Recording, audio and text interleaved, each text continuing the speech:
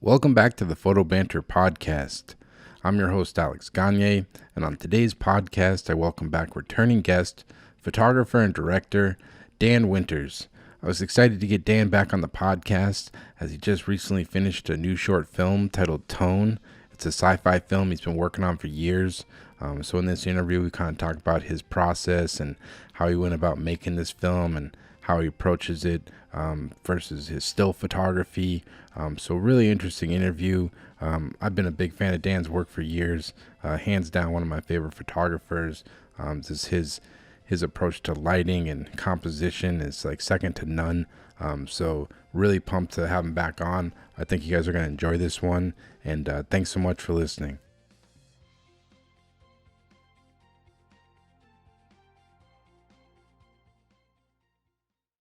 All right, Dan Winters, welcome back, man. Excited to have you. You got the new film out, Tone. Well, it's not out yet, but in a couple months, it's going to be released to the general public, right?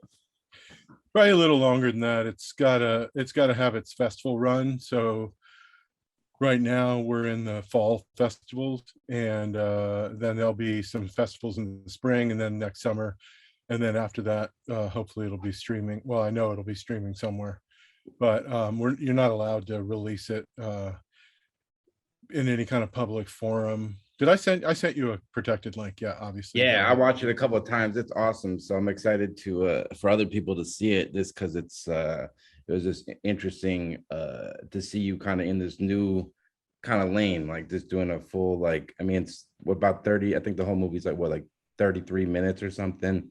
Yeah, the first cut was an hour, and for festivals 40 minutes is typically the limit. And so then we had a cut that we were really happy with. At it was 39:59, so we were 1 second shy of 40 minutes. Yeah. And then we screened that at a theater here at an Alamo Draft House, and then I interfaced with some friends and talked about the film, and one of them had some ideas, and Bob Schneider, he's a musician, and we really went back in, and I recut some of the stuff, cut some stuff out, and then we rescored it with a piano score. Yeah, he did an incredible job. So we just spent several days in his studio working on that score, and that's where it is now. So it's at 33 minutes now. Yeah. And with like the festival stuff, what is it about like the festival thing? Like, why did you want to enter them in the festivals? Is it just kind of to hopefully get more people to see it, or like that's like a world I know nothing about, like just the film world and showing your film and stuff. Is there anything you're hoping to kind of get out of like showing your film at all these festivals? I don't really have any kind of expectations. It's been nice to get into a lot of them. The Indie Shorts I won Best Male Director last week, which is totally cool. Congrats. Thanks. And I think what it is really is, I mean, I don't have any sort of like thoughts on winning any kind of big awards, but a lot of the festivals that we're getting into are festivals that are certified by the Academy, so that they can funnel into like Academy Award competitions and things like that. So I guess the idea, if you likened it to photographs, it'd be like being exhibited all over the world. So it's in Berlin, it's in France, it's in Australia, it's in Prague right now. So I guess the idea, and then a number of festivals in the US, is the idea of just having it seen. I'm not even going. I mean, it was in the North Hollywood Film Festival. I was going to go, but I at the last minute, I decided not to go. So I'll probably go to one or two. I might go to Berlin. But no, I'm not really sure if I will, but it's kind of just getting it out there, really, to be honest. And also there's a credibility to getting into the festivals, not even necessarily winning them, but there are thousands of films that get submitted, and they pick a handful of shorts. And so the idea of even getting accepted into the festivals is a cool like rite of passage. Yeah, definitely. And that's exciting. Are you going to do a premiere like at all, just even for like local in Texas or anything like that? Or Yeah, we did that. We did a cast and crew. We filled up a 112 seat theater with all my cast and crew and friends. And Alamo draft houses have meals, and we fed everybody. And I showed a couple short films leading up to it that I had done. And then we had a Q&A afterwards, moderated by James Hughes, a friend of mine. And so that was kind of our big event. And that was really, honestly, like everybody that kind of worked on it tirelessly without any compensation. Yeah. I mean, there are people that I paid for editing, I paid for sound. There were certain departments that were just, but all of the onset stuff was all, with the exception of like my core crew, was all students from University of Texas at Austin that all volunteered. Wow, that's amazing. Like, how did you just kind of put the call out? Like, hey, I'm looking for some people to help me on this film, or how did you kind of get those guys on board? Yeah, that's a really great question, because it never would have occurred to me, honestly, to like make a call out. I had no idea how I was going to do it, but I was at a coffee shop and I was having a conversation with a friend of mine who's an editor, and this kid walked up to me. They were at the same coffee shop. They were shooting something, and you could tell it was all students. They had like a little setup in the front of the coffee shop they were shooting, and I was sitting outside. And this kid walked up to me. His name is David Rafaelovich. He walked up to me and said, "Excuse me, are you guys talking about the Criterion collection?" And because I'm a big collector of Criterion films, and I've worked with Criterion and I love them. And I said, "Yeah, we are." And he said, "Oh, I'm a film student. What do you do?" And he's like, "Well, John's an editor, and I'm a photographer, cinematographer, director, writer, blah, blah, blah." So we start talking, and he says, "If there's anything you can ever use, can you please contact me? I'd be willing to do anything." So I had Kath, my wife, took him to lunch to meet him. I said, "You got to meet this guy and see what you think." So she took him to lunch, and we, both of us like fell in love with him. And he was 22 at the time, and he might even have been 21 or 22 at the time. And he kind of became like part of the family. He produced the entire film, Wow. first of all. And so he was the key player with regards to getting students to work on the film, because he was still a film student. And they kind of joke and call him the Godfather, because he like cruised up every like UT film. All the kids know him, everybody knows him. He's very, very sort of like very purposeful and very kind and very motivated and dedicated. And so people take him very seriously. And if students were doing a film, obviously they all crew each other's films within UT, but he crewed us up. And it was a long process of shooting. It was like we'd shoot a scene or two, and then we'd have to take a break because I had work, and then I'd have to build a new set, and then we'd get everybody back together, including talent, and then shoot more stuff, and he'd crew that up. And it just became this sort of process of like all these students. And the great thing about the cast and crew is we worked on it for 2 years before we screened it. Wow. And so all these students have graduated and like moved on that came to the cast and crew screening. It was totally wonderful to see everyone again, and I think for them to sort of like, get fed and have like an event. And I took all the miniatures to the theater. We had tables set up with all them on display. And it was a really cool event. And so it was nice to give back, because those kids gave so much. Yeah, that is amazing to hear, because, a lot of people, obviously you're super invested in this project and you want it to be good. I'm sure there's a lot of directors or people that work on a film, they'd probably kind of brush their nose up at hiring some students who obviously don't have a lot of experience. But at the same time, I know as myself, as like a college student, I would just to get my foot on a set, any set, like I don't even care. I was just so hungry to get there. So it's just kind of amazing. You gave them a chance, and it kind of benefited the whole project. Oh yeah, and it was kind of amazing because they worked as hard as any crew I've ever worked with. Mm-hmm. They didn't have the experience, but what they lacked in experience, they made up for in sort of zeal. And what I did consciously as well is I would assign people. It's like, Anthony, you're doing follow focus today. Mm-hmm. I would try to give different students different tasks, like Hudson, you're going to be a gaffer today, you're going to be a grip today, those kinds of things, so that everybody sort of like worked in each department. So you get a pretty well-rounded experience, rather than, you guys are all like ADs, or not ADs, but you're all like PAs or whatever. Yeah. Yeah, like PAs. You're not PAs here. You're actually working on the crew, Yeah, that's amazing. And I know, like, looking at your site, you have some motion projects you've done before. Like, there's some videos you did with, like, I think Nick Offerman and like Jerry Seinfeld. But was like Tone, like, was this kind of your first like real kind of short film that you had produced before? Yeah, it was the first narrative film for sure. I mean, most of the stuff on the site, I think everything actually on the site is all like derived from Commercials. magazine assignments. Yeah, it was all magazine assignments. So, we do a shoot with Jerry Seinfeld for Wired, and we need to generate video assets as well.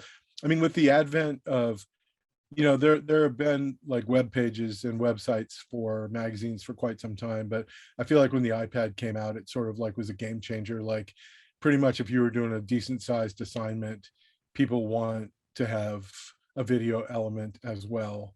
Oftentimes, it's not always, but it comes up a lot, and especially with Wired. Wired was really big on video elements, so did a lot of video elements for Wired, and then music videos and things like that. No, it's interesting. Actually, I worked on a job just the other day. It was a commercial job, and it felt weird as hell. We had to create videos for TikTok, which was like, I don't even have TikTok, but it's like a thing that like, it's like a big like company. It's like a retail company, and it was a photo shoot, but then they also wanted to basically shoot on iPhone this like video content for whatever their advertising needs. So it is interesting seeing like the assets that like companies are asking for now, and it's like I don't know, it's just a whole new world now. Yeah, it is interesting. And I just was speaking with a friend of mine about working on a job, and it was I can't remember the client, but it was it was like a serious client, one that you would expect historically would have like tried to get someone that really knew what they were doing, and they hired like a TikTok influencer to shoot it. Yeah. And he said it was the biggest joke, that like the guy knew nothing. He had no idea how to run a set. He had no idea how to light, like nothing at all. He was like a TikTok influencer. And this isn't the first time this has come up that I've heard about this. Yeah. There was another friend worked on a shoot for Sony. I think it was a music client. And the photographer showed up with her mom, and had never been on a set, only ever had shot with her iPhone. And he said it was the most painful experience to watch this like kind of person go down in flames. And I'm not sure what it comes from, like whether they are like not paying these people very much, or I don't know. It's just like a dumbing down of our industry, I feel. Well, yeah, definitely. I think luckily the brand we were working with, we were producing content for TikTok, but they actually had the foresight to hire like experienced photographers, and we created good content or photos and the visuals and stuff they needed or whatever. But yeah, definitely. I think there's for sure companies out there that see, oh, these people have a following, but they don't have the experience of like working on a commercial set, knowing what you should charge. So it's like an easy get for them, because they can be like, oh, we're going to pay this dude $800 or $1,000 and he won't even know the difference. And it's like good enough. Like, I think that's a lot of the way a lot of companies look. Like, it's like, it's not great stuff, great photos, but it'll work, which is depressing. That's what some companies view on like photography is. Yeah, I think with the advent, like, and we've probably talked about this before, but this is a kind of a major point, I think, in photography in general, and that is that the technical barrier has been like broken. Historically, like you had to know photochemistry and exposure and focus and all those things in order to ensure that you got an image, and the fact that you'd walk away from a shoot with a bunch of film knowing full well that like you were covered, and that kept a lot of people out. It kept a lot of the riffraff out, right? So you had to like invest yourself in this practice and really like learn it and really like understand it. And that's not the case anymore. People shooting with their phones, auto exposure, the screen. I mean, the way the software works inside the phone, you get this sharp, like brightly colored thing. You Yeah. get a whole bunch of like looks that you can plug in and edit and vignette and open the shadows and do all that stuff on your phone. And, the phone is a lot of fun, but it's like garbage if you ever want to make a print from it. I mean, we've Yeah. made prints as test prints and they just don't hold up at all. But so much of the content is being viewed on screens. Mhm. And so obviously, like, it doesn't even matter because it looks fine on a screen. So I think it's kind of interesting, but that, like I said, that technical barrier has been broken, and people now, they can get an image no matter what. Yeah. So I think that's like, led to sort of this like influx of sort of, amateurs that come in. I know that, like, that I remember serious photographers at the turn of the century when Kodak introduced the box brownie. Yep. So the box brownie was a camera, and it was filled with medium format film. The image that it made was a circle, right? It wasn't a rectangle or a square, it was a circle. Yeah. And you shot all 100 exposures, and then you sent the camera to Kodak. They reloaded the camera, they printed your images, they sent you back the negs, the prints, and a camera filled with film again, and then you could keep shooting. And a lot of professionals, they had great disdain for these people, and they called them Kodakers. Yeah. And they were like, it was like people that took photography seriously. Because they were And still shooting like view camera, probably. oh, of course, Yeah. and for many, many years following that. Yeah. Yeah. And so the whole point, I feel like we're in that again, sort of in that mode of like, there's a bunch of people out there that really couldn't tell you anything about photography, nothing about photo history, nothing about sensitometry, nothing about blah blah blah, that Yeah. are out there in the marketplace. And so it is kind of interesting. There's a direct parallel to 120 years ago, which is kind of fascinating to me, actually. Yeah, that's one thing. I mean, I always respected about you and like the conversations we had, like whatever you're into, be it whatever it is, photography, film, miniatures, beekeeping, whatever you're into, you know the history of whatever thing you're into, to everything. And that's one thing I always respected about you. And in your new film, you kind of went back to some old processes that Hollywood used to use. I think like utilizing the miniatures, and I think matte paintings was part of the film. Have you always just been kind of a student of filmmaking? Obviously, the bulk of your career has been still photography, but how have you always just kind of been a student of Hollywood and filmmaking, as long as you've kind of been in this business, I guess? Yeah, actually, what's funny is that the reason I got into still photography was because I was into film. Mm. And I was trying to make these little movies, 8mm movies, with models that I was building and lighting them on fire and filming them and making army movies with my friends all dressed in uniforms and stuff. Yeah. And I would mess up the exposures a lot. And so I realized that I need to understand like how to expose film in order to get good results, because I was getting pretty bad results sometimes. It was kind of hit and miss. So I started shooting stills and using a light meter and learning how to meter, etc.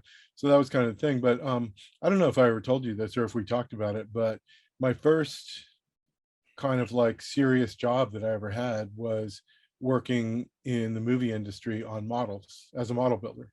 So is that kind of how you got into like miniatures, or you kind of, yeah. Well, I got into miniatures because I was obsessed with 2001, and I was obsessed with Space 1999 and Star Wars and Thunderbirds and all these like shows that were like largely like effects driven, a lot of miniatures. And I subscribed to magazines that wrote about sci-fi and miniatures and things like that, Starlog and Famous Monsters of Filmland and American Cinematographer. They would have articles about those things, and I was fascinated by it. So I started building my own miniatures and then filming them. And I started taking pictures of them, and I sent them so ILM was in Van Nuys when Star Wars was made. And then ILM, Industrial Light and Magic, they moved up to Marin County. but the building where Star Wars, the miniatures for Star Wars was shot, is a warehouse in Van Nuys on Valjean Avenue.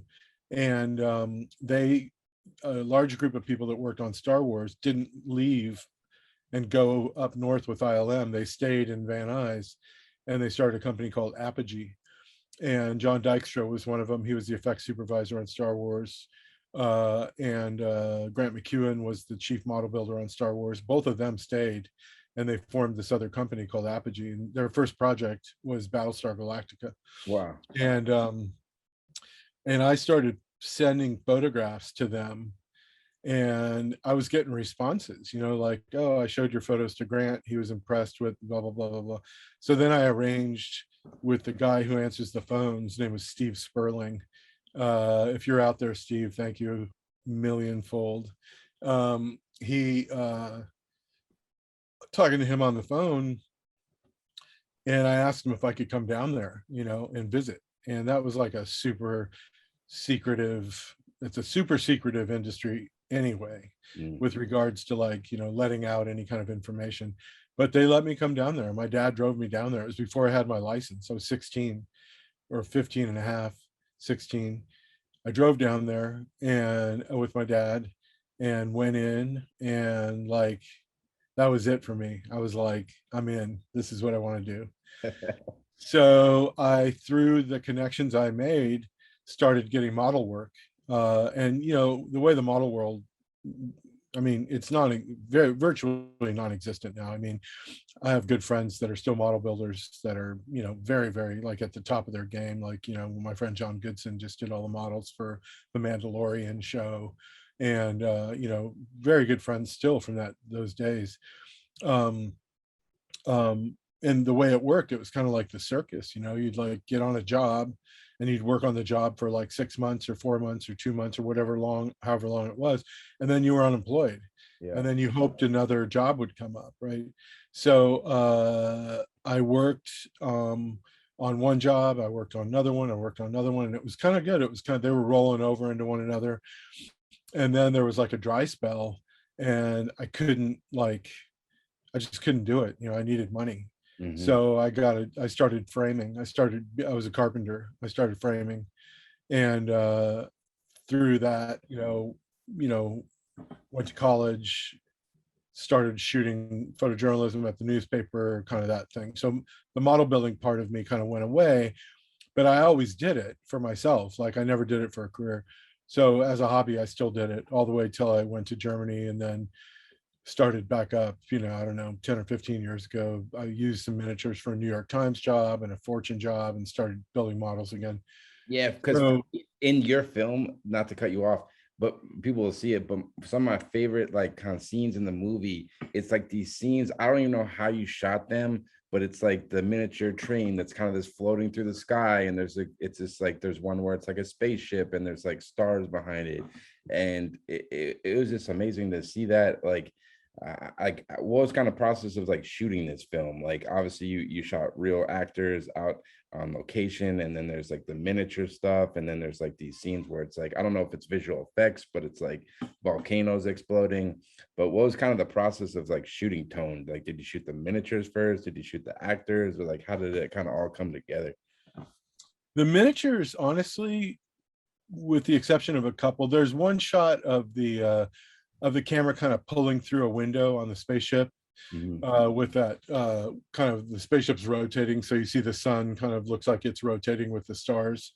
Yeah. That was one of the first things we shot. We shot that before we shot any live action. So I built that model, and we built a rig with a motor on it that had a light attached to it, so that the sun could rotate, and because we needed all that interactive lighting, that flare and all that stuff, which you could do digitally, but flare is really hard to do digitally, in my opinion. Were you shooting that all the way right in your studio out there in Texas? Yeah. Shot the whole thing there. We shot all those set interiors there. We built them all in there one at a time, shot them, took them down, built it back up. Everything we shot at the studio, except for the locations like the caboose, and there was sort of some interiors of some industrial buildings that we shot in, and we shot on an old house, so some location stuff that where we found locations, but most of it was, like the opening sequence where the soldiers are running and the explosions and all that. That was just shot right down the street from the studio in that big open field, like 100 yards down the road. It's really close to the studio. I try to keep everything as kind of in the studio as we could. And then we do our location days where we go out and like, we're going to do one scene today. This is the scene, because I wrote everything too. So, we really had a good sense of how to break it all down. And, some days it was like location, next day location, next day location, to try to get like as much as we could. But yeah, I mean, we shot. So my friend Ryan Gosling has this had this red 6K that he bought. He directed a film called Lost River, which is a wonderful film. I highly recommend it. It's beautiful. Yeah, that's the actor Ryan Gosling. Yeah. Okay. Yeah, the actor. So he directed this film, and I was talking to him about it because he had given me copies of it, and he gave me the soundtrack, which is amazing, and all that stuff. And he was like, "Yeah, I bought this red to shoot it on." Because I did some second unit stuff. They had an A camera and a B camera, and he shot a lot of B camera stuff with this red. It's a Dragon 6K, and he said, "Oh, you can use it if you want." And I was like, "Well, I have this Blackmagic 4K that I was going to use for it," and we shot some stuff with Blackmagic, some effects stuff, and then I called him up and I'm like, I think I'm going to take you up on the 6K on the Dragon. So they sent it down, and we used it I had it for over 2 years, the camera. And we used it. I mean, I never could have rented I couldn't afford to have rented it. You know what I mean? Yeah, because all the lenses and everything. Yeah, it takes EF lenses, EF mount. So we were able to use I bought a set of Rokinon primes, Cine primes. We used Canon stuff, glass as well. And we used some old FD stuff that we changed the mount to EF. So we had like a good battery of lenses, and we shot the whole thing on that red. We shot some of the miniature stuff with the 4K for depth of field. This is a smaller sensor, because depth of field on miniatures is critical. If you have shallow depth of field on something that's supposed to be like 500 feet long, that would never happen in reality, right? In reality, no matter what you did, it would be sharp. Yeah. So some of the stuff we shot with the 4K red, or the 4K, and then we shot a lot of stuff with the red. And yeah, it was interesting. It took so long to build the models that a lot of the model stuff actually happened after principal photography had ended, like after we were done with all the actors. And then we also had a COVID shutdown. Oh, really? And during the COVID shutdown, I was able to work in my shop on models. So I kind of caught up a little bit, because I don't know if you remember the spaceships, but there's that one really big spaceship that it goes back to Earth on. That's a 5-foot long model, and it took me almost 2 years to build. Oh, incredibly detailed. Yeah, and it's in 3 shots. And the most amazing one, that one was amazing too. The two that stuck out of my mind was that one, and then the main one where the main character is like in the train. It's like his sounds like, I think, like train conductor area where he's just kind of looking through the fence. Yeah. How big? The cab. Yeah, how big was that set? How big was that set, and how long did it kind of take to build something? Because they're very detailed. You can see every little Union Pacific logo and every little detail down to the last inches. Yeah, you're very, very observant. Yeah, the Union Pacific thing for me was kind of a nod to 2001 when Stanley Kubrick had the Pan Am Clipper that went up to the space station. And at the time 2001 was made, so they shot that. You could argue they probably shot that model in 67, probably, because they worked on the miniatures or the effects for 4 years. So around 67. So at the time, his argument for using the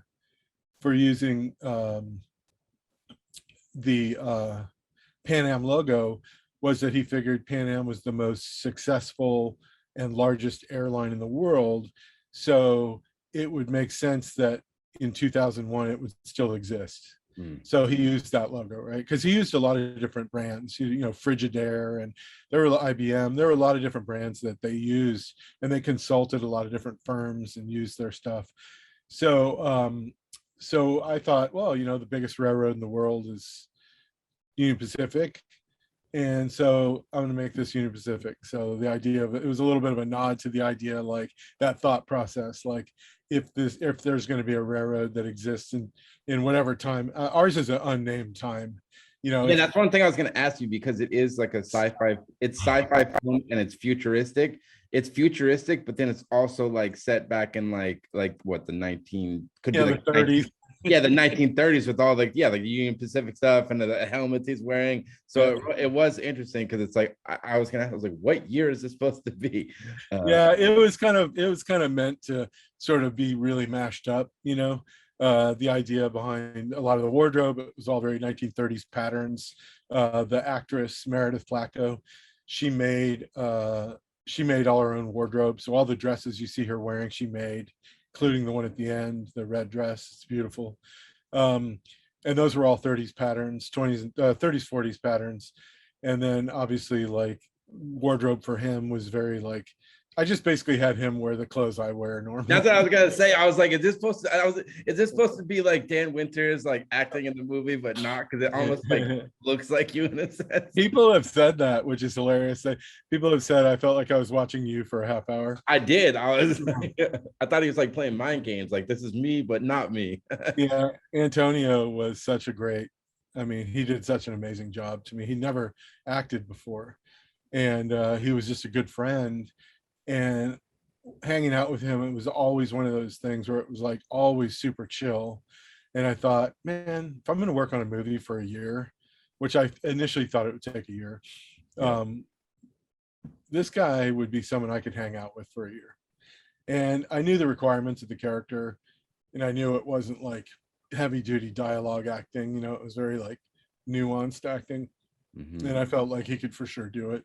So we just kind of headed out on a kind of a journey together, and it was pretty amazing. It was amazing to see how he grew. He was so nervous at first, and how he got so used to it. He would like show up at the studio and go get into his wardrobe, and he'd be like, okay, I'm ready to shoot. Like, it was really, really cool to see sort of like his confidence change with regards to his own acting and the way he performed and stuff. He was really, really, really amazing. Brought so much to the film, and Meredith brought a lot to the film as well. She really signed up for that character, and it was his movie, obviously Tone. Yep. And it was his movie and his journey and his healing from the obvious suicide of his wife, etc. But definitely. But as far as like production went, we shot the whole thing red. We made our own dolly track. We made our own dolly. Everything we needed, we kind of built. We built camera mounts. We built most stuff out of wood because we could do it all at the studio in my shop. If we needed something, we'd like figure out a way to like rig it, and we kept it as honestly simple as possible. One of the things too that happened was Art Center in LA, Art Center College of Design. They had a film program. They have a film program, and they have a still program.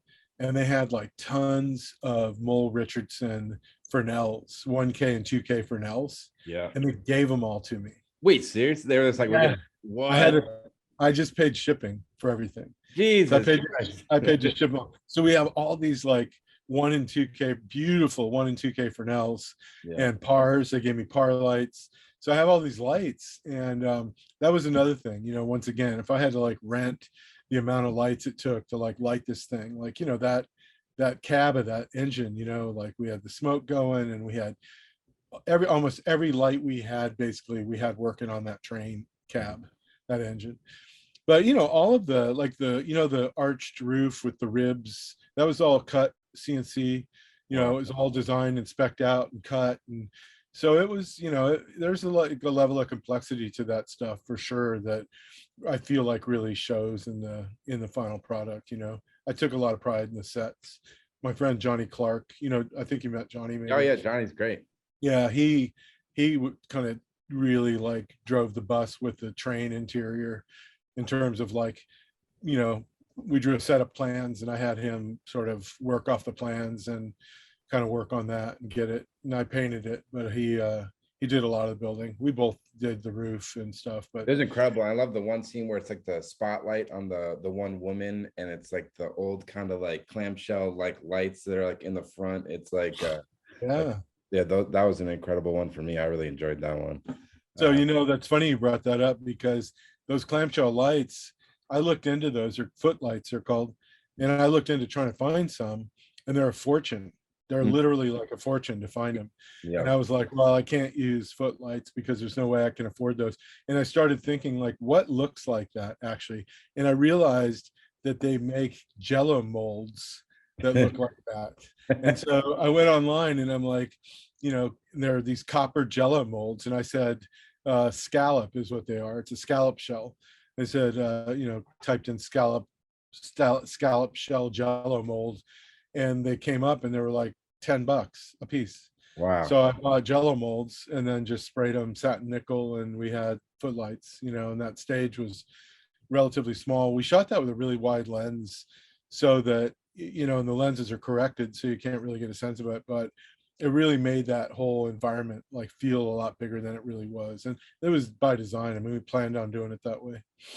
And how is your approach to like filmmaking? Like, I know some directors can get hands-on with the camera and actually want to operate. Some guys just kind of sit back and actually just kind of direct and have the DP do the work. Like, how are you? Were you kind of hands-on or with the camera, or is it more you had someone else kind of running the camera most of the time? Come on, man, you know me. I know you had your hands on. You never know, though. You know. Yeah, there wasn't a shot in the film except for the only thing I didn't operate and meticulously like do myself was the opening scene when the soldiers come in and they're all running and it's handheld. Yep. Johnny operated that. He ran with it because he could run at the same speed. I couldn't run that fast and operate, and I would have like tripped or something. So he operated that and he did a great job operating that. But everything else, yeah, I operated. I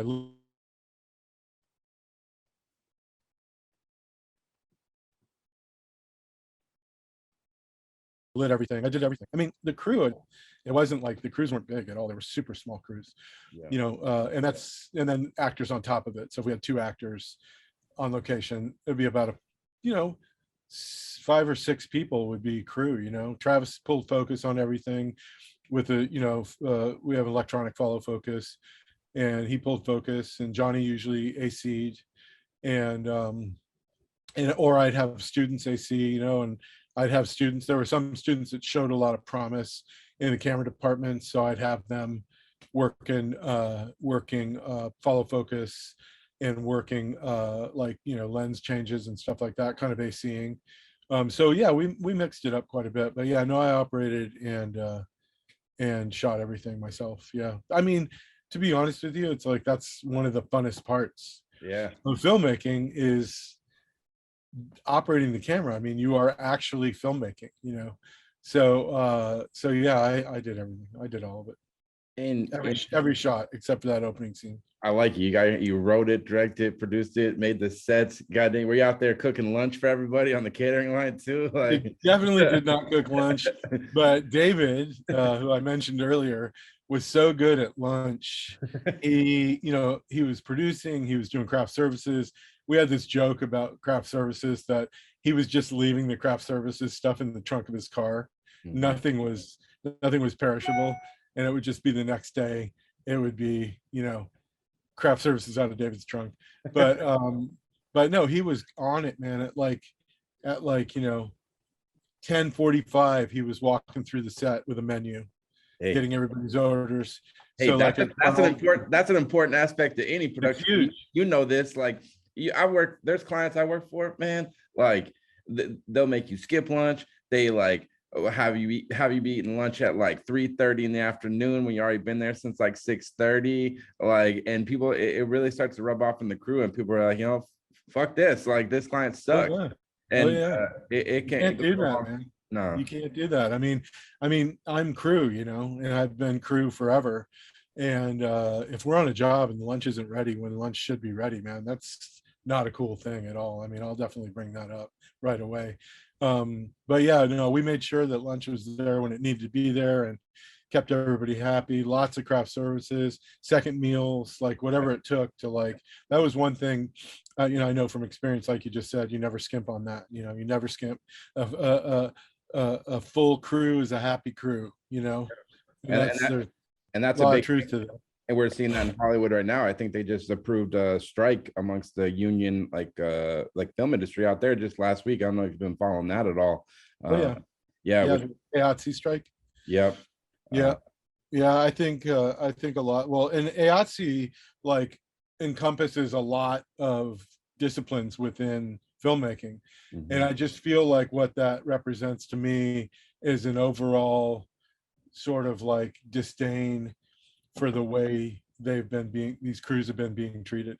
That's not to say every production does that, No, but like if you get I mean, the strike was approved in like the 90 percentile yep. of union members, 90 percentile. So there's a problem there. There's Yeah, definitely a problem. definitely. One of my good friends, Mike, he's a union grip out in Hollywood, and he works on like all types of big movies, like stuff with like The Rock and all these big productions. And it's kind of hearing his stories and like, because it's it is interesting with film and TV production now. There's just so much content, and like I don't think people realize how many people it takes to make. Because every week there's a new movie on Netflix, there's a new series on Netflix, and there's Amazon Prime, there's Paramount, and there's just dozens and dozens, and it's just the amount of people to produce all that stuff. It's like it just doesn't just churn itself out like out of nowhere, and it's like I mean, hopefully this strike will get them better working conditions and stuff. And it's just I think it's just an interesting time for media in general, just because there's just so much of it.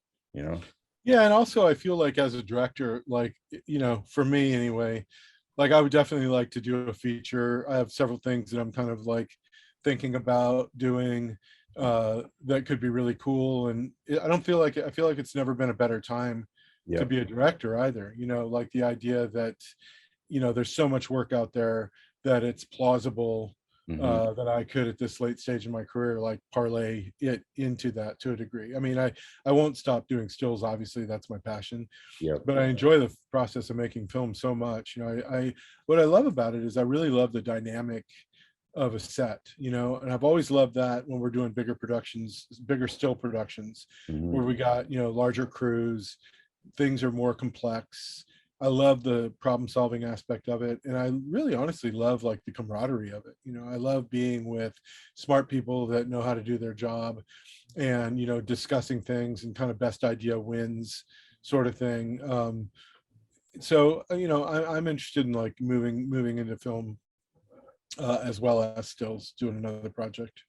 Do you think you would ever want to do like a studio film, or because obviously with this film it's independent and you get to mold it exactly how you want it, but once you kind of get into that other world, it's a lot more people got their hands in the mix, like moving forward? Do you think you just want to keep it independent, or would you be open to working with like bigger studios and stuff? I mean, that's a good question.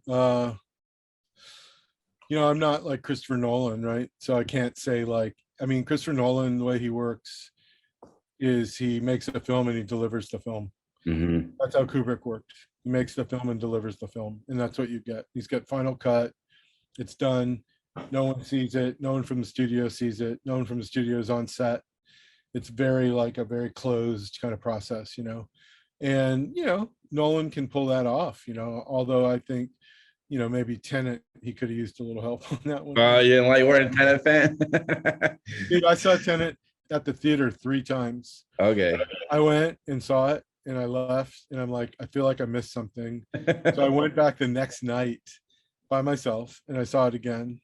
And then a week later, I went and saw it again. Wow. By myself.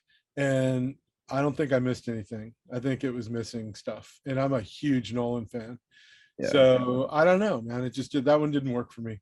But I feel like I'm relatively intelligent. I don't feel like it was like I didn't understand something. I don't feel like it was fleshed out in the best way it could have been fleshed out personally.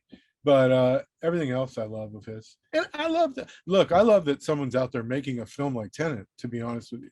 I Yeah. love that there's a guy who's like an action director. I can't wait till he makes a Bond movie, you know. Oh I yeah. think him making a Bond movie would be super rad. Have you seen the new Bond? No, I'm gonna go this week with my friend Tate and see it. Yeah. That's It's a one I'm good. excited for. Like, I don't know. That's another thing I was gonna ask you. Is this like, what do you think about like the state of like cinema now? Because when you go to the movie theaters now, so much of it is like Marvel comic movie. It's like every other month there's another like comic movie. I don't know if you're into that stuff. Like, if you're lucky enough to live in a like metropolitan area where it has more indie theater. Like I live in Boston. Luckily, we have like a couple independent theaters that get a little more obscure stuff, not just the big production stuff. But are you still excited going to the movies these days, or like Well, I haven't gone to the movies very much in the last, since 2 COVID? years or year and a half because of COVID. I mean, Mhm. a lot of the theaters were shut down. I'm happy to say that most of them, with the exception of my favorite one, honestly, in Austin, it didn't survive. It's closed. Dang. But everybody else, and we have some good indie theaters here in Austin, and the Draft House always has a pretty good selection. They always have, stuff that's like very mainstream, like Marvel stuff. And I'm not a Marvel fan at all, by the way, Yeah. just to throw that out there. I don't go see them. I don't like them. I Yeah, liked I mean, I end up going to them just because, like, I don't know, I love going to the movies. Now, I don't see all of them, but they all just seem the same to me. It's like, all right, good guy, bad guy, a lot of effects, yada yada yada, and there's no like, I don't. Maybe I'm just not invested in the actual comic books. I don't know the stories well enough to be that invested, but to me, they all just kind of come across as the same thing. Yeah, no, I just feel like I've been scammed when I go to those movies. Like I have this idea that I'm going to be like, there's going to be some like depth, and then they're just like the shallowest movies. So yeah, I'm not a fan. I know a lot of people don't miss one. They go like opening night and Yeah, go see those movies and love them. And yeah, it's just not my thing. But yeah, I mean, there are great films that are still being made. mhm. I can't think of any new ones because, like I said, I haven't really seen much new in a while. I have a massive collection of Blu-rays and DVDs and a huge collection of Criterion films. And I tend to watch a lot of old films, a lot of films from the 30s, 40s, 20s, 60s, and 70s. My favorite period in American filmmaking was the 70s, 60s French stuff, 60s American stuff, but specifically French stuff. So, I kind of keep myself busy, and I also have like a huge sci-fi collection. So I like watching old sci-fi films and stuff. Definitely like my favorite art form probably is film. If I think about like what I've invested the most time in with regards to viewing is probably film. Yeah. Film and photography are my great passions, and model building.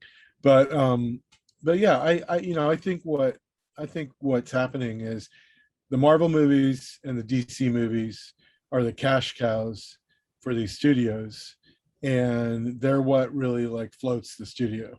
Yeah. So if you think about it as a business and from a business standpoint, Warner Brothers needs big DC movies, Superman, Batman, etc., to like keep that place running. Yeah, they can sell And so they they can have to sell make merchandise. those movies. Yeah. Yeah, they have to make those movies, and it's Yeah. totally fun. Yeah. It's like having a conversation with someone the other day about Justin Bieber, Mhm. and I was like, I totally like the Justin Bieber thing. Like, I totally don't get.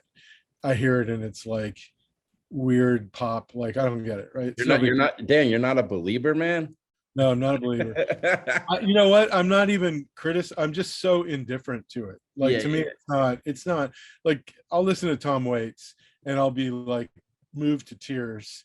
And I'd listen to the Justin Bieber thing and I just couldn't wait for the song to end. Yeah. So, but my point is there are a lot of people that like that.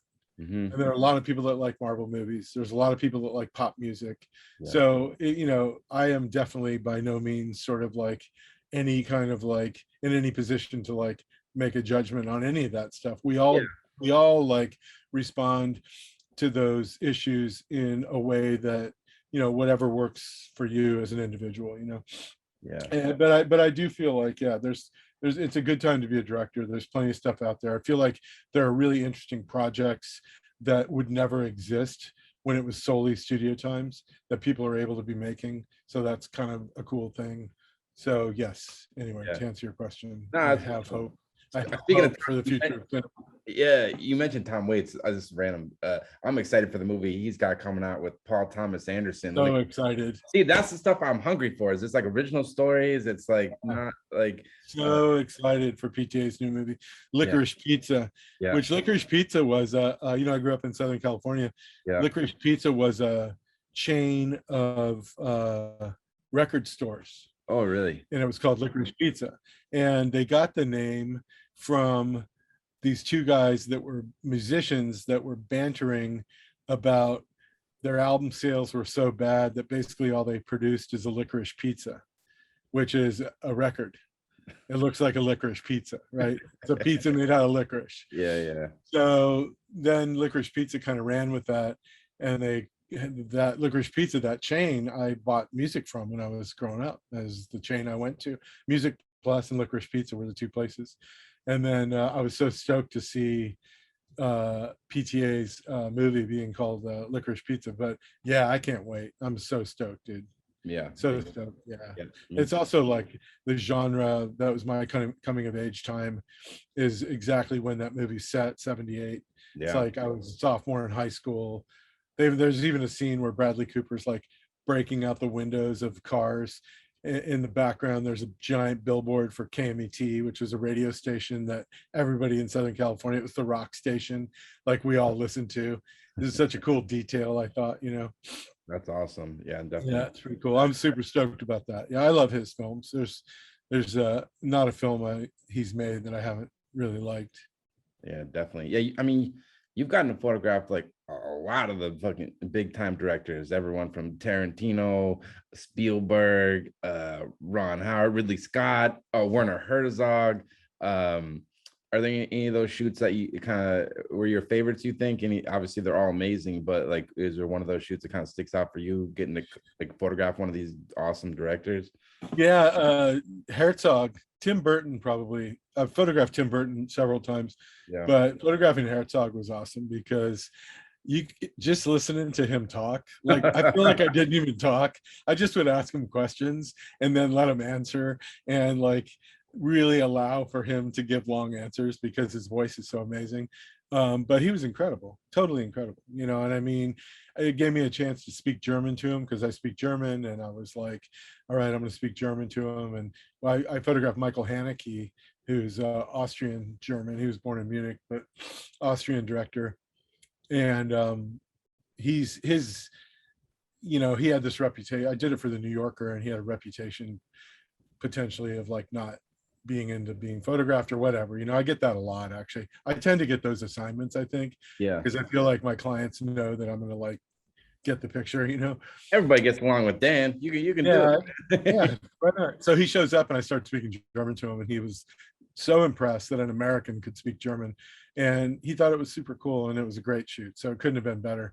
But Herzog, yeah, it was incredible. I mean, you know, plus which his wife, Lena, was there, and Lena is a photographer, and she actually shows at the same gallery that represents me, at Fahey Klein Gallery, and she does a lot of like black and white stuff, and she uses Pyro Developer.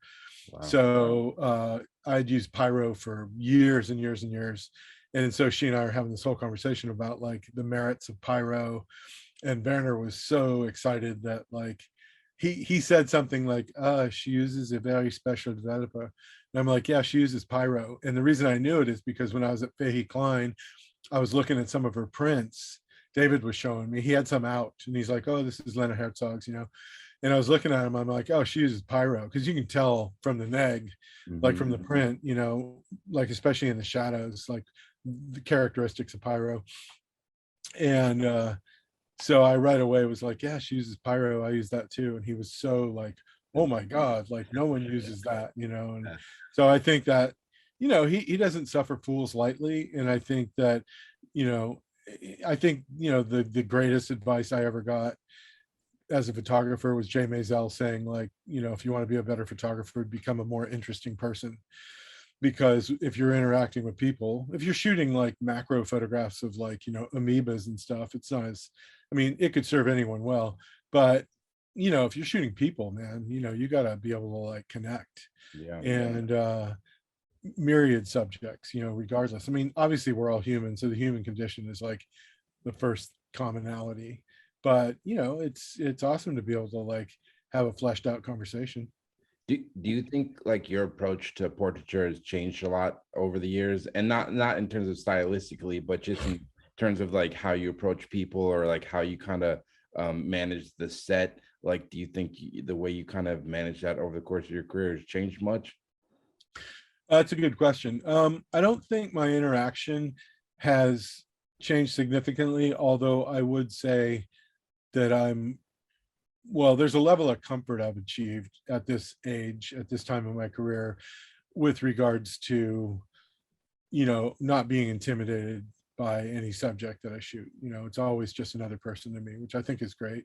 And I'm grateful I've achieved that level of confidence, And I think the assumption is that if New York Magazine hires me to do photographs of Obama, that Obama understands that I'm a peer, that I've been chosen, and it wasn't random. Yeah, they're not hitting the Google search for a local photographer. For a TikToker. Yeah, yeah. It's like, yeah, this is an influencer. He's going to be shooting you today. So I think that that's helpful, because there's a understanding with regards to the way my clients perceive who I am. And yeah, I do feel like, I mean, hopefully I've like gotten better as time's gone on. I've definitely always felt like I was very confident, and I was very sure of my abilities, but I don't think it was like a false confidence. I always felt like I did my homework. Yeah. I went to the greatest lengths afforded me to make sure I was ready and prepared. My major thing with shooting portraits always has been like not to have the person sitting around, so I'm always ready. So like the idea is, if I'm going to someone's place, I'll do sort of a handshake and a quick chat and a quick scout, and then I'll let them know, like, okay, I need an hour to get ready. And then so the understanding is like they're not going to be needed for an hour or whatever, however much time, depending on the situation. And then we reconvene, and then we start working. And then the other thing is, which we've probably talked about, and I think the most important piece for a portrait photographer is, even if things are going poorly, sort of like don't let the subject feel like you're imploding. If things aren't working, keep that to yourself. Yeah. Because you don't want to lose a set, and there's nothing worse than like floundering to like lose a subject. So I think those are like really important pieces with regards to portrait work. But in general, I'd say level of complexity pretty much the same. I tend to shoot with like usually no more than 3 lights, 2 to 3 lights if I'm lighting. Mm-hmm. If I'm not lighting, maybe some flags or some silks, like, but almost always handheld. So I'll have a guy Hollywood something. If I'm shooting by myself, available light stuff, which I do sometimes. We'll just kind of find the place and shoot it. I really enjoy working that way. I rarely get hired to shoot that way. See, that's some of my favorite stuff you do, which I think it's like this amazing, like you have like these two muscles, like obviously you do some of the lit stuff, but then like you just posted your last picture on Instagram was of the guy Ram Dass, and it's just a black and white portrait. It looks like a shot on Hasselblad. It's just like, I don't know, for me, like that stuff, if it's done right, it just hits different. Like you don't always need all the tools. Like, do you ever fall in those traps like early on, like, oh, I have all this equipment and I need to use it? Or like how do you know, like how do you make that decision to be like, you know what, I'm going to use the natural light, black and white for this? Well, that's a really good question, and it's one that I struggle with to this day, and that is, how much production to put into something. So the curse of curiosity, and my curiosity with regards to like production and lighting and modifying like an environment using lighting, modifying a scene using lighting, being able to work in the studio and being forced to use lighting. Well, the curse of it is that's what I get called for, you know, and oftentimes people aren't even aware that, like, hey, you know, I come out of a whole discipline of like shooting available light, and it's like my passion. It really is my passion. I love it. So that's the kind of a part of the curse, you know, because I oftentimes will say like, yeah, I'm thinking about like black and white available, blah blah blah, and then it gets shot down. I did just shoot a picture for the New Yorker where we almost shot available light. We set up a little LED panel just for like a little catch light in her eyes, and it was, for the most part, it was a available light shot. And I also did studio stuff that was, you know, lit and more produced, and turned in like a few different options, and they went with the black and white kind of available light shot. You know, you wouldn't know it was lit, really. It just looks like available light. So I was pretty stoked by that. But I think in general, I think the issue with it is, as well, is like, you know, when they call me, that's kind of what they want, that like production, oftentimes, you know. And so I'm not sure what the thought process is with regards to people hiring, but I do know that like money is a huge piece. And, you know, if they can send someone that they call them, National Geographic calls them bag shooters. Yeah. I don't know if you ever heard that term before. What does that mean? So bag shooter is a guy that like has a camera bag. Okay. And he goes and shoots. He's all right. not, there's no crew. There's no nothing. Yeah. He's got a bag. He goes and shoots. They call them bag shooters. All right. So they don't refer to me at Nat Geo as bag shooter. They know there's more production. So when they hire me, they understand that the budget's going to be a different kind of budget, because I'll have 2 assistants and I'll be traveling with gear, maybe another local, depending on what it is, you know. So, but sometimes for Nat Geo, I'm a bag shooter. I just did a big project in West Texas on the Permian Basin. Yeah. That's actually on my Instagram. Yeah, it came out good. Thanks. Yeah, that was all available light for the most part. I lit a couple of the portraits. It really almost felt it was an assignment, but for me, when I looked at it, it felt like a fine art project. Like, cool. which was really cool to see, you know? Yeah, well, it was awesome that, you know, I mean, I went out there 4 times, and I just had one person with me each time to help, like, with logistics and stuff, you know, more than anything, to be honest with you, navigate, help with gear, etc. But the whole thing was shot basically like 35, one lens. Yeah, super simple, like really simple, color, available light. Now, I shot that digital and I posted everything out in black and white, and I was like, oh my God, this is beautiful in black and white. But, you know, they didn't want black and white, they wanted color. So, and I was fine with it, because I'm very mindful of color when I'm shooting it. I'm really aware of the color. Especially if you're shooting available light. Color's trickier to create a cohesive body of work. It's very tricky to create a cohesive body of work in color when you're not lighting. Yeah. When it's just, you know, whatever's in front of you. It's very difficult. And one question, in a scenario with that, like you shot it black and white, and then the mag wants color. Will you ever push back to the mag and be like, hey, this was my vision, this is how I want to see? Or is it really just kind of, they're paying you so they get what they want? Or like, do you ever push back? No, I shot it as a color assignment. Okay. I thought you were saying you said you shot some black and white with the digital stuff. No, it's interesting. And one other one. You went away from me. You went away. Well, no, I thought one thing I was going to answer that question, but you kind of like stuttered away. But it was to answer the question. I shot it as a color assignment. Okay. I shot it in color as a color assignment, but I posted everything out in black and white as well. Looked at it, and I thought, man, this is really beautiful in black and white. But, you know, I was thinking color when I shot it. If I were shooting it as a black and white assignment, I would have thought about it differently. But I have my little, like I was just in Germany and I was shooting with a Fuji, I got GFX 100.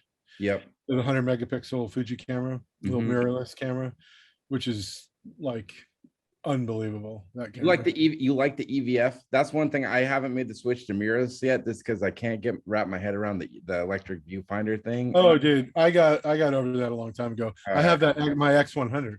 Okay. My Fuji X100, Yeah. and I started using it, and it took me literally like 10 minutes, and I was on board. I'm like, okay, I love this. Yeah, no, it's totally cool. Yeah, it's really cool, and it doesn't bother me at all. And it also has a cool feature that, you know, the EVF shows you what your exposure is also. So you're looking at the exposure, you're not looking at the scene. You're looking at how it's exposed, so you can make exposure adjustments and see it real time. But yeah, no, I like it a lot. But I shot in Germany, and I was, for the most part, I was thinking, usually when I shoot available light, which I had my X100 with me as well, and I always shoot with that. In fact, my my electronic viewfinder is set to black and white on my X100. So I'm shooting black and white, I'm seeing it in black and white. And then the 100 megapixel camera, which I also shot with. So I was wearing two cameras essentially, and shooting with the X100 as my black and white camera, and the 100 as my color camera. But yeah, no, I mean, it's definitely, you know, and this is a whole nother show practically, talking about like color and black and white and the differences in the way we handle them and approach them and shoot them, et cetera, et cetera. But you know, we did a version of the film where the opening scene was black and white, and I freaking loved it, man, because it's a flashback scene. It takes place like 5 or 6 years, 5 or 6 or 7 years before the, you know, the story starts. And it looked amazing, and we adjusted the sliders, you know, we did it in Da Vinci, and we like adjusted everything, so we got like every frame was like so luscious and beautiful. And I was like ready to go with it, and then I showed it to Kath, and she was like, no, absolutely not, the color's amazing, don't touch, leave it alone, you know. So it's like at every turn I get shut down. But anyway. Yeah, no, it's interesting. And one shoot, I know you did, I think within the last year or two, you photographed Angelina Jolie for National Geographic. Interesting shoot, because it was a homage to Richard Avedon, his famous portrait with the guy with the bees all over him. I was just kind of curious, your approach to the shoot, and was it Nat Geo's idea to kind of pay homage to Avedon, or like how did that kind of all come together? So truthfully, it was like a conversation between Angelina and I, had a Zoom conversation about what the picture should be. So to give you a little bit of backstory, the photograph was to coincide with International Bee Day, Honeybee Day, and she's involved in a project with Guerlain perfume to promote women beekeepers worldwide. So training women beekeepers, and then training women beekeepers so they can become instructors. So it's kind of there's a larger scope to it. Angelina is their spokesperson. Yeah. So she and I were talking about what the picture could be and how we could use it. And I actually, early on in the conversation, I was like, well, you know, you could have a veil on, like a beekeeping veil, and we could put some bees on the veil and blah, blah, blah. And she's like, oh no, I want to have bees on me. And I was like, wow, you're kidding me. You know, so we have this whole conversation. I'm like, well, you know, there's this Avedon photograph, blah, blah, blah. She looks it up. She's like, yeah, let's do that. And I said, okay, we can do that. Have you ever been stung before? And she's never been stung. And I was like, all right, we need to get you a like toxicology run. Yeah. And sort of, so we had a allergist go to her house and give her a test to make sure she wasn't allergic to bees. And then the trick was to it was such a complicated job. I mean, this is one of those jobs where I think we spent probably a month prepping for that job before the actual shoot took place. What made it so complicated? So what made it complicated was, it was a bunch of things. So one thing that made it complicated are the demeanor of the bees. So largely in Southern California, Southern Texas, Arizona, New Mexico, bees are heavily Africanized. So they're very aggressive. So we needed to find some bees that were docile. And the most docile bees that exist are Italian bees, and they're of a pure strain of Italian bees. So we had to find a place where there was a breeder where we could get bees from him. So we found a guy. We bought 2 nuke hives off of him. He delivered them to Southern California from Carpinteria, California. We needed to, when they did that Avedon photograph, they used queen mandibular pheromone. So bees communicate with smell, and the queen has a specific smell. And so there was an entomologist that was hired. That the gentleman in that photograph is named Ron Fisher, who we also talked to. We got a hold of him, talked to him. We also got a hold of the guy who, Dr. Gary, who was the entomologist on set that had brought the queen pheromone. And they put queen pheromone all over Ronald Fisher so that when they actually got the bees into a swarm state, which we had to do, and we started putting them on Angelina, they would like go to where the bee pheromone was attracted. So I had to put, there's a little video on YouTube. Do you see where I'm putting stuff on her? Yeah. So that's bee pheromone, queen pheromone that I'm putting on her.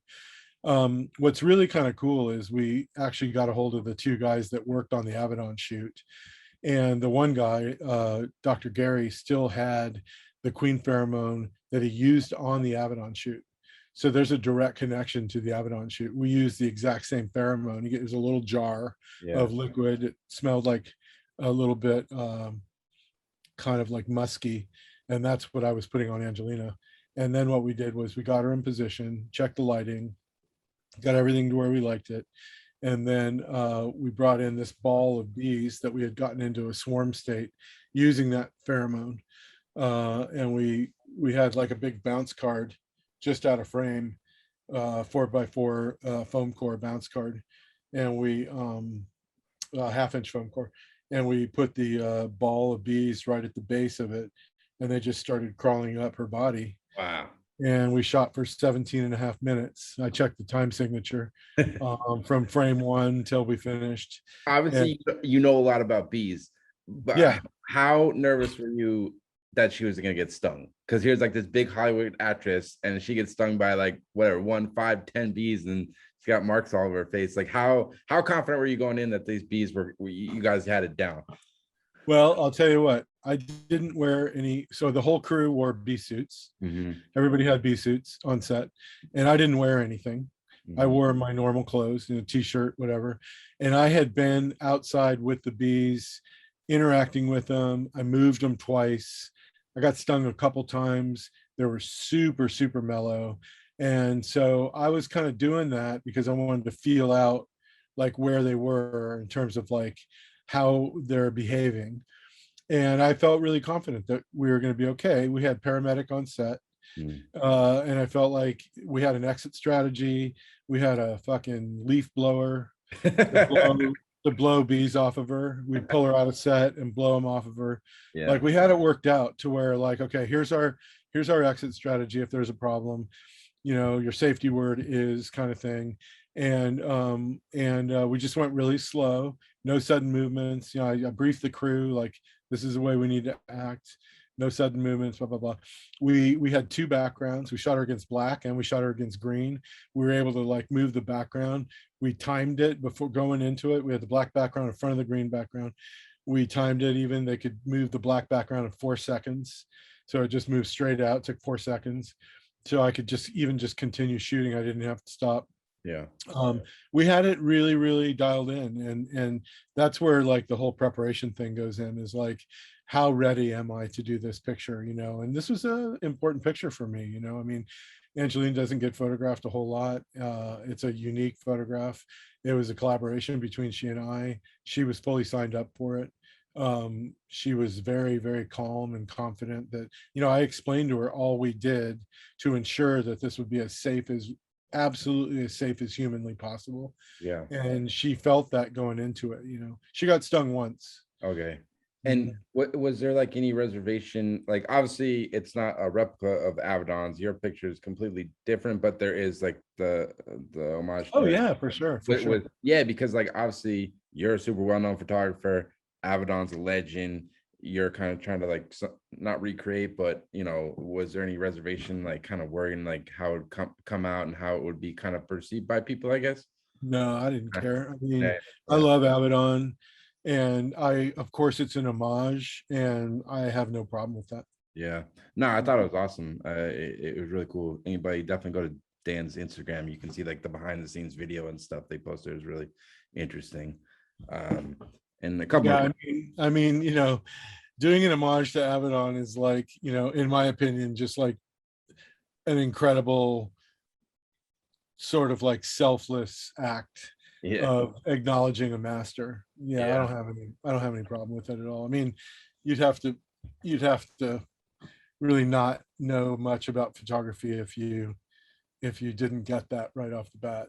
Oh yeah, definitely. The thing about ours, I feel like the distinction between the one I did and Avedon's, if there is any, I would say, is I feel like his is a little bit more shocking Mhm. and a little bit more, there's a little creepy element to it. The guy's creepy looking. Yep. They shaved all his hair off. They shaved off his eyebrows. Like they did all that for the shoot. And it's definitely a lot more like eerie feeling. Angelina to me feels like she has a bunch of like little jewels all over her, like it's a lot more like beautiful in terms of like there's like a beauty that comes through on the one of her, especially I like the one the green one. I think, I don't know, there are like four that I turned in that I loved, all four of them, and she actually ended up picking that black one. And then there's the green one that's on my website, which we all loved. It was, I think the magazine and I liked that one the best. That was like our first choice. Angie liked the black one the best. So we went with I think the magazine ran the black one, but I think for my next monograph, I'll use the green one probably. Oh yeah. Oh, you got another book in the works? Yeah, several. I've been working on them like pretty, that Imicon scanner we have is like smoking. So Yeah. many scans have gone through that thing. Yeah, we've been working really hard on it, whenever I can. You know what Yeah, I I just got away from it for a couple of years because of the movie, and I'm like, man, I need some books. I need to do some books. And I've had three that were like sitting on the shelf, like pretty much done. And then we're doing a couple different ones besides that. So yeah, it's exciting. You know what I started doing recently? I'll show you. I got this device. It's so instead of scanning my film now, I bought this like rig, and you photograph your negatives. So basically, Sure. this thing, this is for 120. It slides Yeah. in here, and then you put the camera. It's almost kind of like a copy stand, and you shoot with your digital camera. It's incredible, man. And you can burn through like a whole roll of film in like 2 minutes. Yeah, that's become like a really, now with the advent of these super high megapixel backs, Yeah. that's become a normal thing now. People are using DSLRs and mirrorless cameras to do kind of scanning, and I'll probably go to that. That Imicon, we make 200 megabyte scans. Oh, they're incredible. So yeah, they're incredible. And so Travis is pretty fast. He can do them pretty fast. So it's something we do. But yeah, where'd you get that? Can you send me the info on that? Yeah, I'll say info. This isn't a sponsorship or anything. I bought this myself. It's this company called Negative Supply. They're out of Philadelphia, I think, and they have all these different rigs. I'll send the link, but they make like 35, 120, and then they have all these different rigs you can buy, but really well made. I was hyped on it because it just saved me so much time because I was shooting a lot of Hasselblad this last summer, which was Yeah, they just did Elliot. I just saw like a short subject video on, I can't remember what company was doing it, but they were doing Elliot Erwitt's archive. Oh, really? And they were doing it that way. They were using a phase back, Yep. and they were shooting the negs, and I'm sure that was out of efficiency. Although if you're making, the way I look at it, when we scan the highest res we possibly can, because I never want to scan it again, Yeah. kind of thing. It's just like, just make the highest res scan you can, so we don't have to put this neg back. It can get put to bed. This neg can get put to bed. So that's kind of what we've been doing. But we've been scanning. So I have a Penn did this book. This is kind of what I've been toying with lately. It's kind of a little bit of a shift. I'd for a long time been really focused on doing periodical photographs volume 2. But I wanted to do, there's this great book that Penn did called A Career in Photography. And it's this really interesting book because and then he came out with another book like a few years ago that I can't remember the name of, that's actually kind of amazing. But he did this journey through his career, and it was like everything. So that it was like, early like public photography and early assignments and solving different problems for different magazines and this and that. And it was really like focused on, I'm a commercial photographer. This has been my journey. These are personal projects. These are, because the way I look at my work and the way I know Penn looked at his work is it was kind of all personal work. Yeah. It was just, some of it was this kind of personal work and this kind of that, you took it all very seriously. And I looked through that book a while ago and I thought, this is kind of amazing, because not only does it offer sort of a kind of a nice breadth of work, but it also offers sort of the student of photography kind of an understanding of like a path. And when I wrote Road to Seeing, my intention behind that book was to make a book that didn't exist when I was a student, a book that didn't exist that I wish existed. Do you think there'll be a second printing of that book? Because I know it's out of print now. My buddy was trying to buy it recently because it's like, if you can get your hands on it, The Road to Seeing, for me, that book was just so thorough, and I learned so much about it. It's like, it was amazing. Do you think there'll be a second printing of that or no? So it'd be a third printing, because it's gone through 2 printings, and it's kind of a bummer when I see my books selling for like, 500 now, I think, on eBay. $500 for a new one. Yeah. And periodical photographs goes for the same, $400 to $600 depending on the condition. And it's kind of a bummer because I don't see any of that money. That's all secondary sales, right? Yeah. So I see royalties based on the list price of the book, and they're all sold out, so I don't get any more royalties. Those books are gone. They're all gone. I got the copyright back from the publisher, so Kath and I have talked about possibly printing it ourselves. It's an expensive book to print, because it's 800 pages. It's a brick, but it's yeah. I appreciate I look at it all the time, because it's like, it's not a book you don't have to read it front to back. You can kind of just jump in on spots and like read a couple pages here and kind of jump around, and you kind of broke it up where you have certain photo shoots and you kind of talk about how you got into the industry. That's kind of why I really enjoyed it. There's like a lot of knowledge in there, but you can just kind of jump around at your own pace. Yeah, it's very chapter oriented for sure. Very much so. Yeah. You kind of don't have to have any pre-existing sort of knowledge of the book to just find a chapter and read about it. I agree. It's just an expensive book to print. I think printing 5,000 is like about $160,000. Oh my God. So yeah, so I mean, you'd certainly, if you sold it out, which I'm confident we would, you'd be fine. But but if you're splitting that money with Amazon, they take a big chunk. So I'm not sure. I don't know if Kath's done the math yet to figure it out. We got a quote a couple weeks ago from a printer, and then we're actually, there's another printer in the US that we're going to get a quote from to print it. So we have to send them the book in order for them to like give a sort of accurate number, but I'd like to print it. In the meantime, if you find it for cheap, it's probably a good one to grab. No, I haven't seen one for cheap for a while. I haven't really looked, but I remember, well, no, this is what happened. So what you just asked, we get flooded. The website gets flooded by emails asking that question.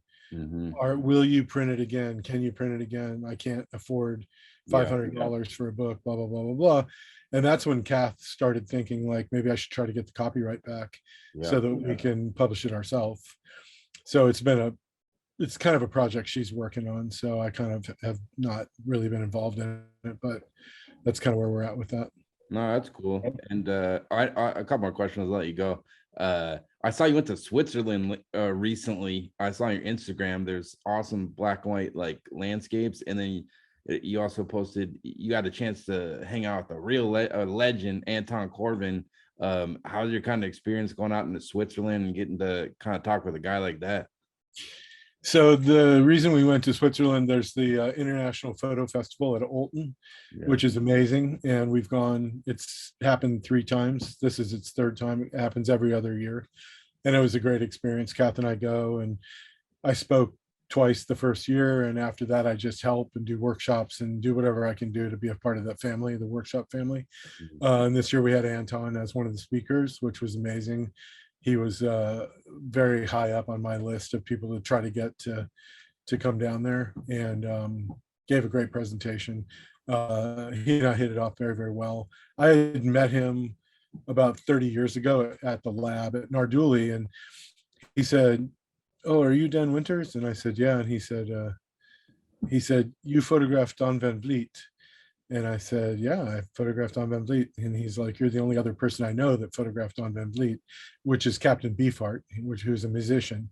Yeah. And he photographed Captain Beefheart also, And then this time he's like, "Dan, you're still the only person I know that's photographed Don Van Vliet."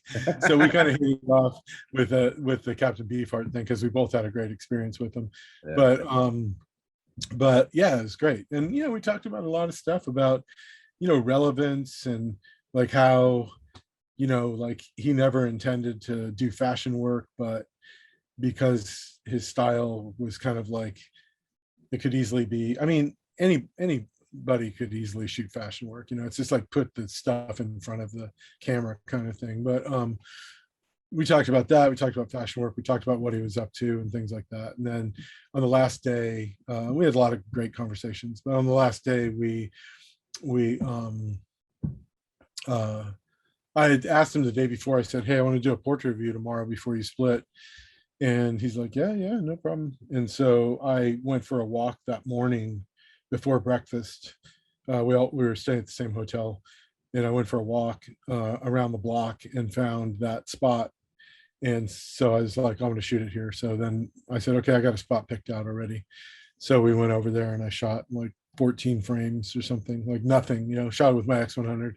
Yeah. And that was that. But yeah, it was cool. I love that portrait. I love it. And that's a perfect example of just available light 35. Like, it's just, I try to describe that, 50 millimeter lens. Like I try to describe that to people that, when I show the available light stuff, the Hasselblad stuff, or whatever it is, like this is the hardest. Like all of the lighting and technique and the tricks and this and that, like don't hold a candle to how difficult it is to just purely see, just to purely see this and arrange a frame. It's the hardest thing there is in photography. It really is the hardest. You can hide by tricks, but hide behind tricks, but just to really see a subject and to really see is the most difficult thing. And I really wanted to just do something really simple and special with him, and not, just have it be about seeing. So it was great. It was awesome to see him, and we become friends. We talk now, which is cool. That's awesome. Do you still, like, I know some photographers that don't like looking at other photographers' work because they think it will like influence them. Do you still enjoy kind of looking at other photographers' books or going to different photo shows? Do you still find do you find inspiration that way at all? Yeah, when the work's good and when I like the work, photography is very trendy. And I think especially like in the photography world, like the ICP kind of photography world sort of thing, there are a lot of trends in photography that are happening and have been happening that I'm just not into. They feel really shallow and artificial. They don't feel really like substantial to me. I've always been moved mostly by stuff that like emotionally tugged at me. So when it's good work, yeah, sure. I mean, as a photographer, it's easy for us. So there's non-photographers that are involved in the photography world that look at photography, but they don't know what it takes to make photographs. People that are assigning and stuff, they don't really know what we're doing or how we do it, right? They have a knowledge of photography, but they don't really understand like what goes into it. And I feel like they get duped a lot by people. It's like, if you're a photographer, there's this magician who I love, the amazing Randy. He actually died this past year Mm. or 2 years ago. There's this incredible documentary, one of my favorite documentaries ever made. It's called An Honest Liar. Oh This is wow. such a good documentary. It's about him. But he's a magician, world renowned magician. Some consider one of the great magicians of all time. And he said this thing. He goes, "There's not a magic trick in the world that you could show me that I can't tell you how it was done." And I kind of feel that way about photography. Like, you can show me anything and I'll have a pretty good idea of how you did it. Yeah, yeah. So you're not like fooling me at all with anything. And if it's relying on technique, it's kind of thinly veiled. It's like, really, like, you're relying on technique. And there's a lot of people using colored gels and this and that, and it's just like, I feel like, I was talking to Anton about it, because in the 80s he was doing all these colored gels. Yeah, it's like yeah, the color gel thing and like drag shutter is like so popular right now, and so many people are doing it. Like, yeah, I don't And know. nobody knows how to do it. Nobody knows how to do it like Chris Callis or Hero knew how to do it, where there's tricks to doing drag shutter properly, Yeah, and no one knows how to do it right. And so the image, the person like smears away, and it's tricky to do it right, and there's a way to do it, and it's not being done right. I see it all the time. I'm like, yeah, you clearly don't know how to do that.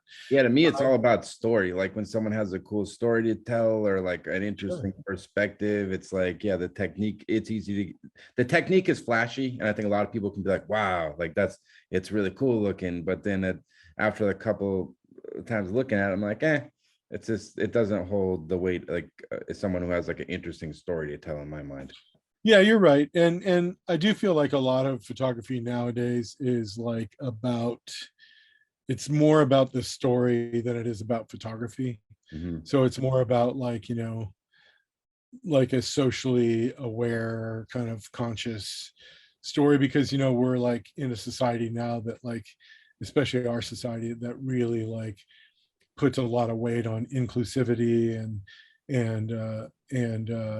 minority groups and the plight of sort of like minority groups, et cetera, et cetera.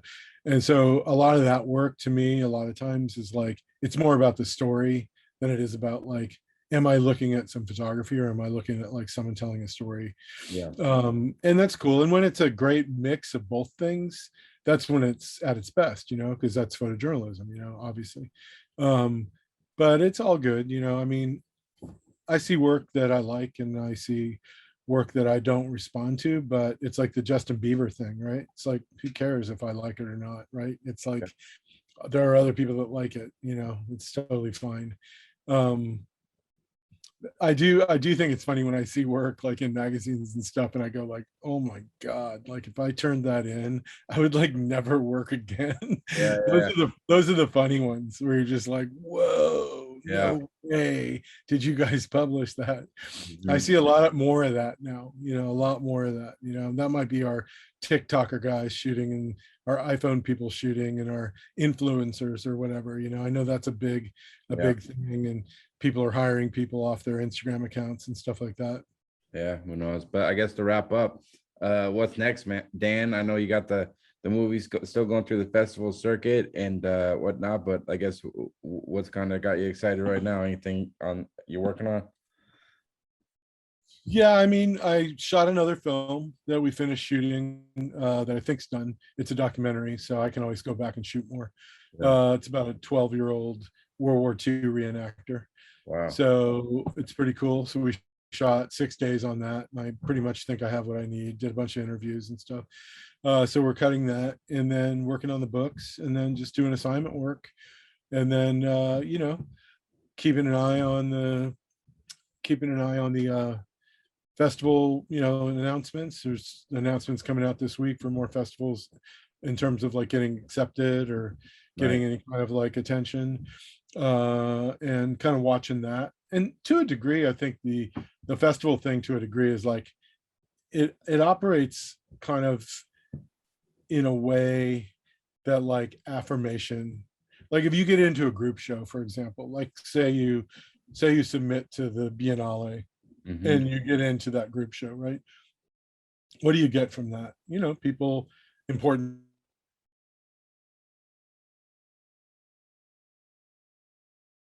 people see your film, right, to be in a group show with peers, right? So the festivals are the same to me. Like, thousands of people would submit to festivals, small amount of people get in. Those people all have a common sort of achievement, whether you win the festival, you're voted to win the festival or whatever. Just sort of like being selected is like a great piece, you're a part of that thing. So the more of those that we sort of get in and, like I said, participate in, I think, the better for the film and for, whatever future projects there are. Yeah, well, thanks. I'm excited for people to see that film. Like I said, I really enjoyed it. And as always, Dan, thanks for always taking the time to talk to me, man. Like, I really appreciate it. I know it's like third time you've been on. I'm always excited to talk to you, but yeah, I can't thank you enough, man. Yeah, you always have incredibly good questions. So I'm always grateful for that. Yeah, I try my best, man. I know you do. All right, right, brother. All right, take care, Dan. Okay, it's great seeing you. Later. So there you have it. That was the Dan Winters interview. I just want to thank Dan so much for taking the time to come back on the podcast. It's always a pleasure talking to him, as he's just an amazing photographer and director and been a big fan of his work for years, so can't thank him enough. You'll definitely have to go check out his short film Tone, which I believe is going to be released later next year. Incredible work. Definitely go check out Dan's website, danwintersphoto.com, as well as you can follow him on Instagram at danwintersphoto. I'll put the links in the description, but he's always posting up new work and different projects he's working on, so definitely go check that out. And as always, I'll be having weekly podcasts on Apple Podcasts, Spotify, as well as the Photo Banter YouTube page if you want to watch the video version. And yeah, thanks so much for listening, and take care.